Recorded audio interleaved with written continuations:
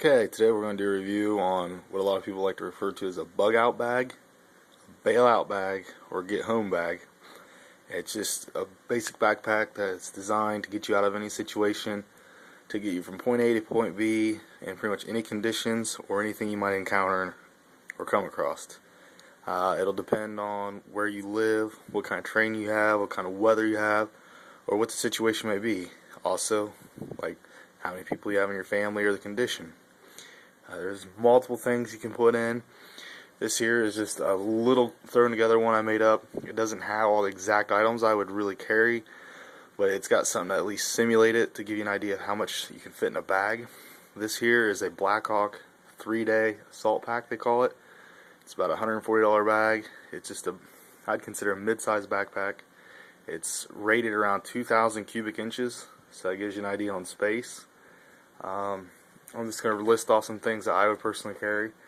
And any kind of conditions, if I had to pack for, say, anything, you'd want socks, underwear, shirts, pants, maybe a light jacket, gloves, a hat, some form of parka or Gore-Tex, of rain gear, a knife, be a folding blade and fixed blade, multi-tool, matches, lighter, any kind of fire starting materials, rope, 550 paracord, carabiners, tent or shelter material, compasses, maps of your local area and the terrain. That's something a lot of people don't think about. Paper, pen, pencils, anything you can write on, whether it be write in rain or all weather material. Water, that's definitely essential. Food, flashlights, maybe a filter for your light, a different color. Batteries for them. Survival guides, stuff like basic survival information, basic first aid, even wilderness stuff if you're from it, like what things are poisonous, what aren't, what's edible, what's not edible, things like that.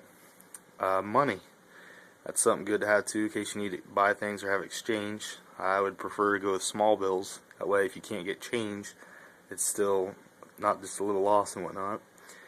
Glow sticks or any other alternate lighting materials, medical kits, vitamins, radios or walkie-talkies.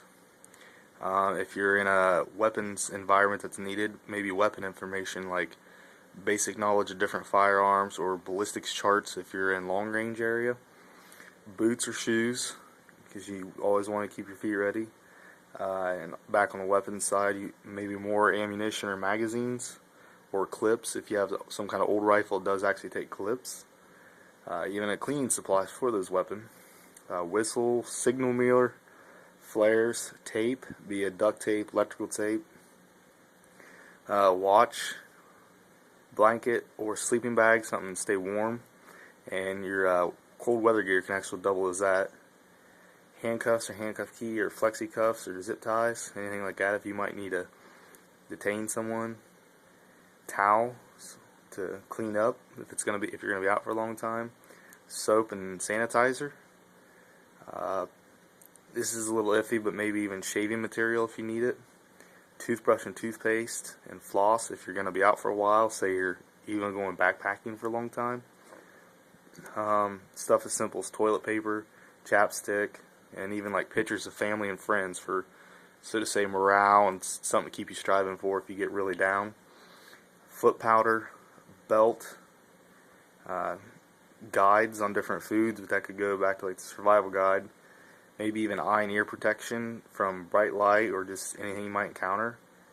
Binoculars are good, and a calendar or something to continue to keep time with if you're going to be out for a long period of time. Like I said, this pack's pretty well filled. There's not much space left in it. I mean, there is a little, but really very limited. If you just bear with me for a minute, I'm going to go ahead and set the camera down, and I'll start unpacking this to show the contents. Let me show you an overview here real quick so you get an idea of the size.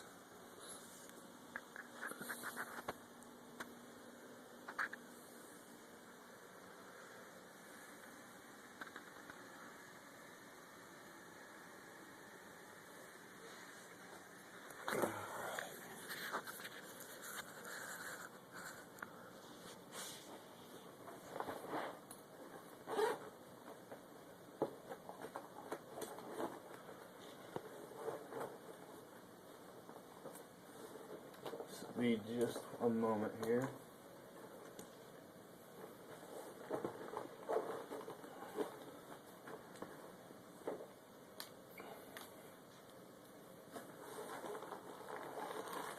You can always pack it in multiple different ways to accommodate yourself.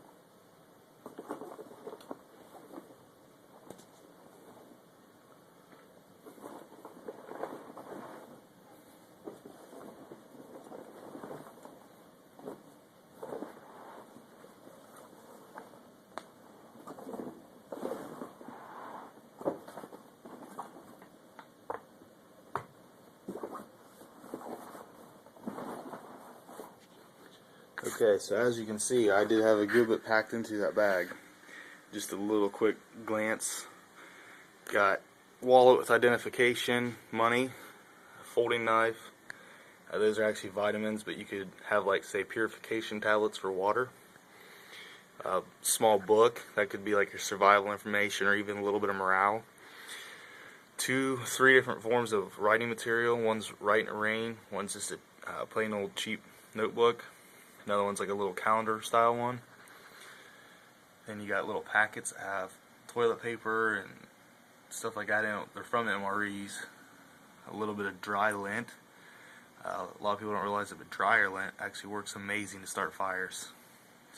Just a little Maglite flashlight, a pair of gloves, some cold weather Gore-Tex, different pieces and parts out of an MRE for food, a jerky stick. I wouldn't necessarily have the grape juice, it's just another bottle for size, and a liter bottle of water, and then a regular size bottle of water. Your toothbrush, you got a marker, a couple pens, lighter, nail clippers, chapstick. There's 2 different rolls of paracord here with a carabiner on that one, Surefire light, band-aids just to simulate anything medical, some jerky because it lasts a while and it's high in protein, a Gerber survival sheath knife, full-size roll of tape, 2 dry pair of socks, a dry shirt, winter style toboggan, spare belt, towel, it's an Under Armour jacket, another pair of pants, and the backpack itself. So you can always modify to your own likings. I would personally, if you're going to have some huge pack, or if you got a family, you're going to want a bigger pack. Like I said, this one's 2,000 cubic inches. It's just a little idea on a, so to say, a bailout bag or get home bag. Thanks for watching.